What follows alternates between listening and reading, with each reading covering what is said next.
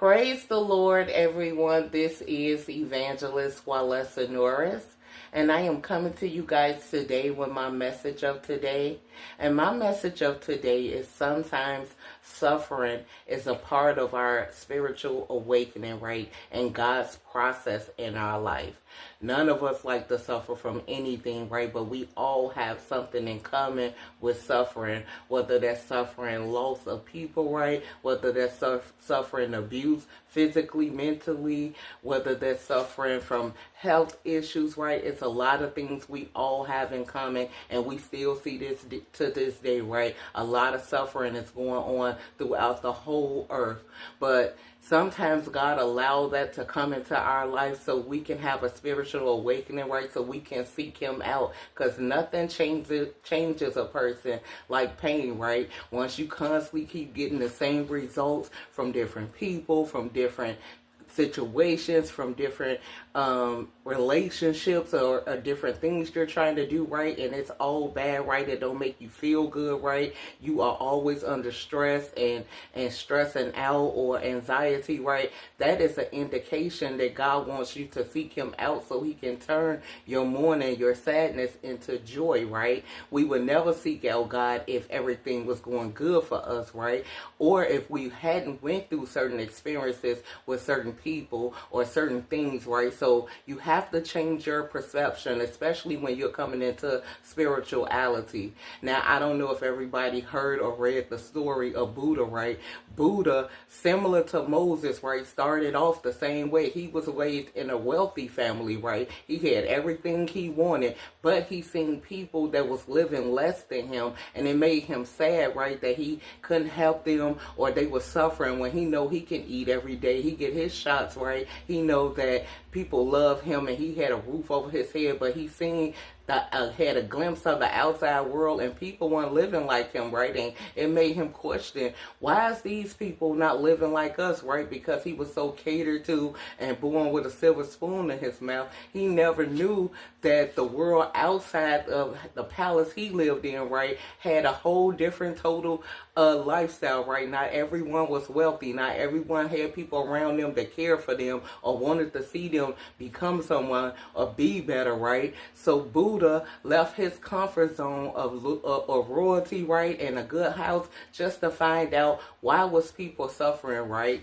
But now we know him, right, as the great Buddhist, similar to Solomon, right? Solomon had prayed to God to give him wisdom and so he can lead God's people, because he knew he was next in line after his father David, right? But after a while of him getting all his prayers answered and having so much money and so much wealth and so much respect, in the book of Ecclesiastes, Solomon went on a quest, right, to find out what is the meaning of life, right? Why are we here? Why are we going through certain circumstances? Why is all of this happening, right? And he found a lot of answers, but his ultimate answer, right, was to lead us back to God. And now in the book of Ecclesiastes, he give us a lot of wisdom, right? He said he found out it was better to be wise than foolish, right? Like it's better to walk in light than in darkness, because foolish people, right, they say or do anything, don't care how they make people feel, long as it's all for them, right? They're not trying to be compromised and not trying to be merciful, right? It's all about them.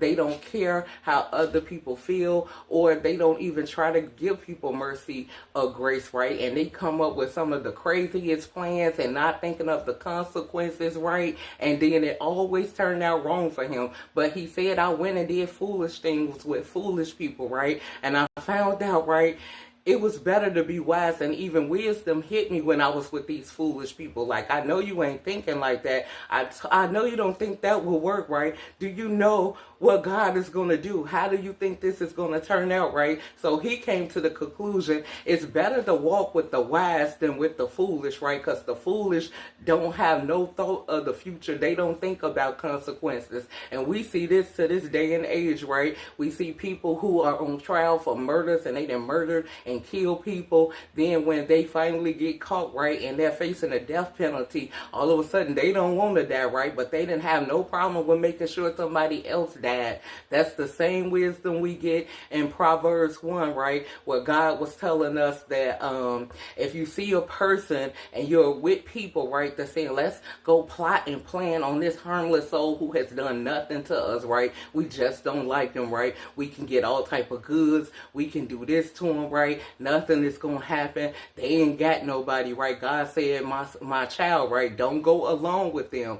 Tell them that you don't want to be a part of that plan, right? Because they don't know that that's going to cause their downfall. And if some of us can be honest, right, we have known people or we had to make foolish decisions just to see the results wasn't good, right? So I agree with Solomon, right? This is why I pray and ask God for wisdom, right? It is better to be wise and make wiser choices, because with wisdom, the Bible tells us come a good name, favor from God, and blessings, right? Not that we will be perfect, right? But we're making the best decision possible to be fair toward other people, to stand for righteousness, right? To not look down on people. We can release people or pray for them, right? If we feel like we're on another level for them or they're just not getting the wisdom that we're trying to get to them. Sometimes we want to be merciful and show grace to people who are not, who are constantly making the same mistakes and haven't learned their lesson yet. We don't know the plans of God for their life. We can pray for them, right? But we can't save them from the experience that they have to go through to learn wisdom. We all have to go through some type of experience in life to learn to make better choices in our life, right? But God said the foolish, right? The people who are built on rebellion, right? Don't want to walk in love, don't want to be understanding, compromising, that love bullying other people, putting people down on a regular basis, right? He said that a merciless person will be sent to them, right, in the book of Proverbs. Now, that's because they show people no mercy, right? They give people no grace. They always find fault in other people, but they never take accountability for themselves to say, maybe I should, just because people do things that I don't do, right, let me just wish them well, right, and pray for them. But I'm going to tell them I don't think that's right, but I'm not going to make them feel bad, because we do know that once you constantly put people down and make them feel bad about their actions and their choices, right, some people don't take it as, let me try to work on myself. Some people get suicidal, right, or even go down a darker path. Now, we can't save people from the consequences of their actions, right? And if we see things wrong, we are supposed to call out justice, righteous justice, right? Because you want to see them get better, not to make them feel even bad about themselves. Because most of the time when people do wrong things, right, they know that they are wrong. But if you hold them accountable and just tell them, I don't like the things you are doing, but call out the good you see they can do, or the potential they have in them, right? Maybe not now, right, but someday they may want to work on it. But if you are merciless toward other people, in the book of Proverbs, right, God said he's going to send a merciless person against you. That's why he said, don't team up with other people to put people down or say, because I don't like this person and they ain't never did nothing to me, let's go attack them, let's talk about them, let's beat them down,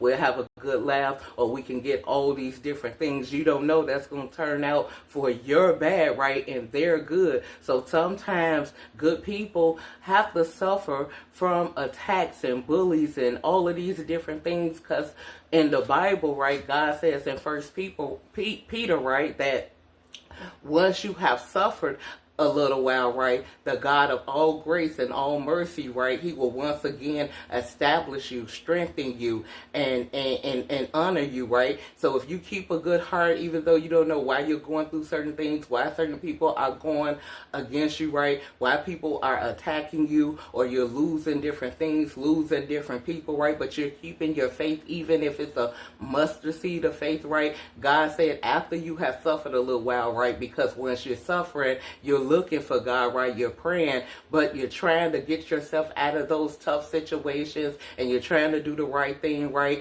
You don't know when God is going to overturn it, right? We do know the Bible say that weeping may endure for a night, but joy comes in the morning.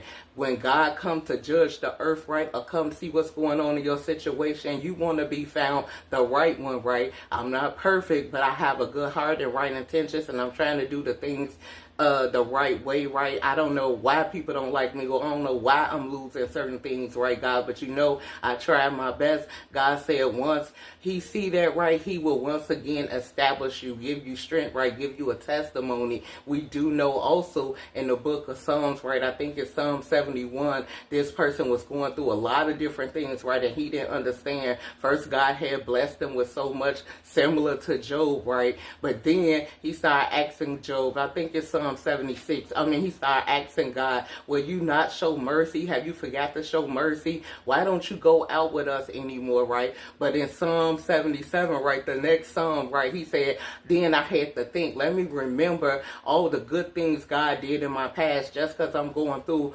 something harsh right now, this is to teach me a lesson, or to strengthen me, right? Or to strengthen my faith in God, knowing that He's not going to leave me in this harsh situation, whatever he was going through, right? And he said, and I'll be able to tell the next generation, right? And the next generation, the miracles of God and how God showed up for me. So sometimes our story is not just our story, right? It is always connected to somebody else, because we can help someone else who may be going through similar things that God helped us overcome in our past, right? And we can tell them, hang on to your faith in God. Keep trying to work on yourself. Well, if you keep trying to do right things are going to come. Let go of that foolish ways, or people not trying to understand you, or if you don't have the right crowd around you, God will bring them, right? Just keep your faith and keep working on yourself and keep doing the right thing as much as you know, right? And God will correct you in the future if you're doing it wrong, right? But you got the right motives, and then God will once again establish you,